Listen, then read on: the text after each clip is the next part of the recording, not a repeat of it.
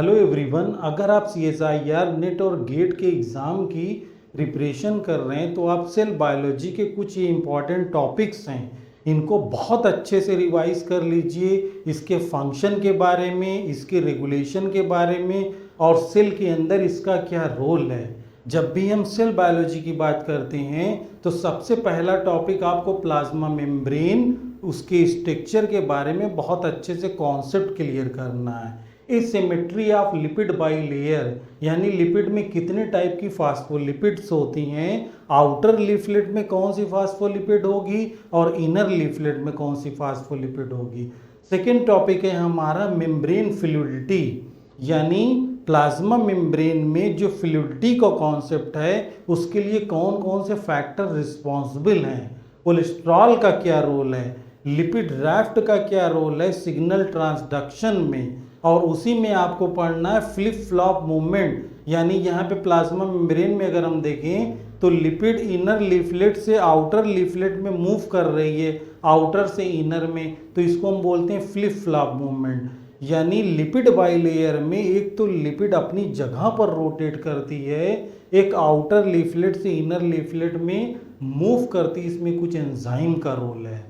फिर types of transport system, बहुत important topic है, हर बार इससे मैचिंग के क्वेश्चन आते हैं सी पार्ट में। F type, V type and P type transport system B और सी पार्ट में रेगुलर पूछे जाते हैं। आप ब्रूस अल्बर्ट की बुक से इसको अच्छे से देखिए वहीं से डायग्राम लिया गया है। ओके, तो टाइप्स ऑफ ट्रांसपोर्ट सिस्टम, किस किस जगह पर वो टाइप के ट्रांसपोर्ट सिस्टम पाए जाते हैं।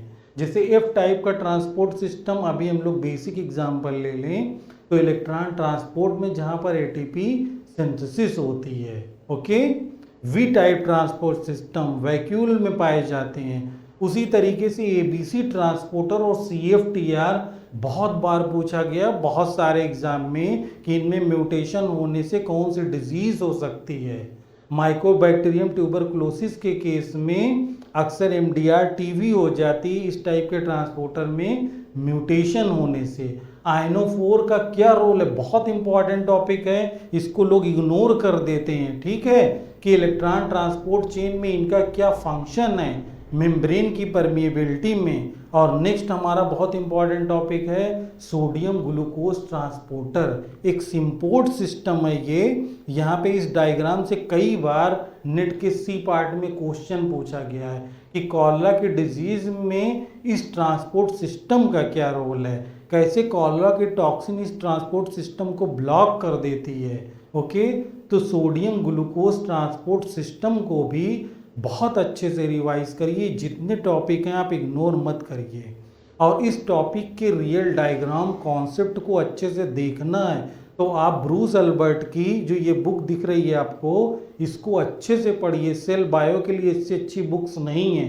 बाकी प्रोटीन ट्रांसपोर्ट सिग्नलिंग पढ़ना है तो आप लॉडिस की बुक से पढ़ सकते हैं। और हमारे किसी भी टॉपिक को इग्नोर मत करिए, हम आपका टाइम वेस्ट नहीं करेंगे। जिस जगह से क्वेश्चन आते हैं बी और सी पार्ट में, मैं उन्हीं चीज़ों के लेक्चर वीडियो रिकॉर्ड्स करूंगा। और आप हमारे वीडियोस को शेयर करें अपने दोस्तों के कॉन्सेप्ट के लिए, लोगों का टाइम वेस्ट ना हो, और रेगुलर हेल्प करना है फॉर सस्टेनेबल लर्निंग के लिए। आप हमारे वीडियो को लाइक करें, शेयर करें फॉर सस्टेनेबल डेवलपमेंट के लिए। Thank you.